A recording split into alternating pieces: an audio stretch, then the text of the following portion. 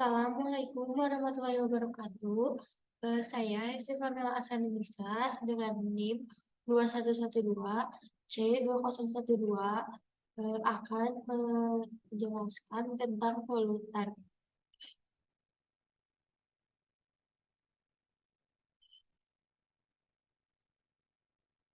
Pengertiannya, polutan adalah zat atau bahan yang dapat menyebabkan terjadinya pencemaran atau polusi. Suatu zat dapat dikatakan masuk ke dalam kelompok polutan jika posisi keberadaannya mengakibatkan kerugian terutama terhadap makhluk hidup dan alam. Jenis polutan berdasarkan senyawa. Ada polutan kimia, pencemaran yang berbentuk zat atau senyawa kimia. Beberapa contoh zat yang termasuk ke dalam jenis polutan kimia yaitu zat radioaktif, logam berat seperti Hg, Pb, Cd, Cr, dan Hi, pestisida, deterjen, dan minyak. Yang kedua ada polutan biologi. Jenis polutan yang terdiri dari beberapa jenis mikroorganisme. Mikroorganisme adalah organisme yang sangat kecil dan tidak dapat dilihat dengan mata telanjang. Salah satu contoh polutan biologis yaitu bakteri E. coli dan entamoeba. Polutan fisik. Polutan fisik merupakan bahan pencemar yang secara fisika dapat mencemari lingkungan. Beberapa contoh polutan fisik adalah sampah-sampah seperti kaleng-kaleng, botol plastik, dan karet. Jenis polutan berdasarkan sifatnya. Menurut sifatnya, polutan dibagi menjadi dua, ada yang merusak sementara dan merusak lama. Yang merusak sementara eh, sifat merusak yang ditimbulkan polutan hanya sementara setelah bereaksi dengan zat lingkungan, tidak lagi menimbulkan efek merusak lagi. Merusak dalam jangka waktu yang lama. Sebaliknya, polutan yang bersifat merusak dalam jangka waktu yang lama dibutuhkan waktu yang lama untuk zat-zat tertentu sampai dapat dilihat efek merusaknya. Misalnya, Pb akan terakumulasi dalam jangka waktu yang lama dalam tubuh sampai muncul efek merusaknya. Eh, Jenis polutan berdasarkan wujudnya. Jenis polutan berdasarkan wujudnya menjadi tiga kelompok, ada polutan padat, cair, dan gas. Untuk polutan padat, yang dapat menyebabkan terjadinya pencemaran, contohnya polutan padat adalah sampah yang suka hancur seperti botol, plastik, kaca, partikulat meter, asap atau jelaga. Contoh lain polutan padat adalah bakteri, jamur, dan virus, dan bulu. Contoh polutan cair ada yang dapat menyebabkan terjadinya pencemaran. Contohnya adalah kayak tumpahan minyak yang berasal dari kapal tanker. Minyak yang tumpah menyebabkan makhluk hidup laut keracunan dan mati. Seperti limbah pestisida juga dapat mencemari lingkungan dan tanah. Polutan gas.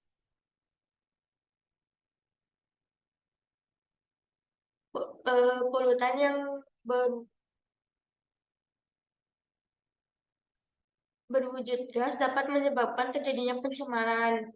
Polutan udara dianggap sebagai penyebab hujan asam, contohnya kayak terjadi hujan asam dan pemanasan global adalah sulfur dioksida, nitrogen oksida, karbon, dan lain-lain. Jenis-jenis polusi, ada polusi udara, dapat disebabkan oleh kontaminasi gas H2S pada lingkungan udara. Gas H2S dapat ditemukan daerah gunung berapi dari hasil pembakaran batu bara serta pembakaran bahan bakar kendaraan yang berasal dari minyak bumi. Kedua, ada polusi air. Dari sekian banyak faktor penyebab polusi air, salah satunya adalah fosfat yang mencemari air dari bahan pupuk buatan dan deterjen. Selain kandungan fosfat, pupuk kimia juga mengandung nitrit dan nitrat. Polusi tanah. Pencemaran tanah kebanyakan berasal dari sampah-sampah anorganik yang membutuhkan waktu hingga ratusan tahun untuk didaur ulang oleh alam. Contohnya kayak sampah-sampah plastik, styrofoam, ban bekas, dan lainnya. Selanjutnya ada polusi suara. Polusi suara gangguan yang diakibatkan dan mempengaruhi suara. Contohnya kayak knalpot kendaraan bermotor yang bunyinya sehingga menimbulkan suara yang bising. Polusi cahaya terjadi karena penggunaan pencahayaan luar ruangan yang berlebihan, salah salah arah atau invasif. Penggunaan cahaya lampu yang salah akan mengubah warna dan kontras langit pada malam hari sehingga menyebabkan cahaya bintang alami menjadi terlihat samar. Berdasarkan struktur kimianya, sumber polutan terbagi menjadi dua, ada polutan primer dan polutan sekunder. Untuk polutan primer, yang dikeluarkan langsung dari sumber tertentu, contohnya kayak gas karbon monoksida, nit- nitro, kayak nitrogen oksida, hidrokarbon, yang dihasilkan oleh proses pembakaran dari mesin yang menggunakan bahan bakar yang berasal dari bahan fosil. Kalau untuk polutan sekunder, biasanya terjadi karena reaksi dua atau lebih bahan kimia di udara, contohnya ozon. Berdasarkan sumber aktivitasnya, sumber polutan terbagi menjadi dua, ada polutan antropogenik dan polutan biogenik. Untuk polutan antropogenik, polutan yang dihasilkan dari kegiatan manusia, contohnya limbah pertanian, limbah industri, dan limbah rumah tangga. Kalau untuk polutan biogenik, polutan yang bersumber dari alam, contohnya kebakaran hutan, gunung meletus, dan lain-lain. Contoh pencemaran di lingkungan sekitar. Contohnya ini ada sungai di dekat rumah, termasuk jenis polusi air. Sumber polutannya adalah polutan antropogenik karena polutan yang dihasilkan bersumber dari kegiatan manusia seperti limbah deterjen, bekas mencuci, sampah yang terdapat di sungai.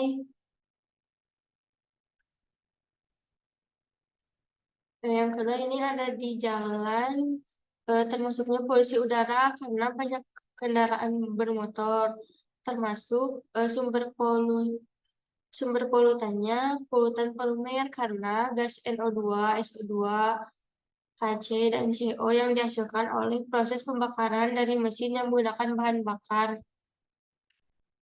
Contohnya mobil, motor. Yang terakhir ada ini apa? Rokok.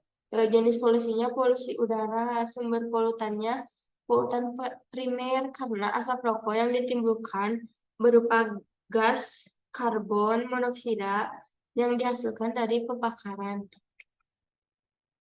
Sekian presentasi dari saya. Wassalamualaikum warahmatullahi wabarakatuh.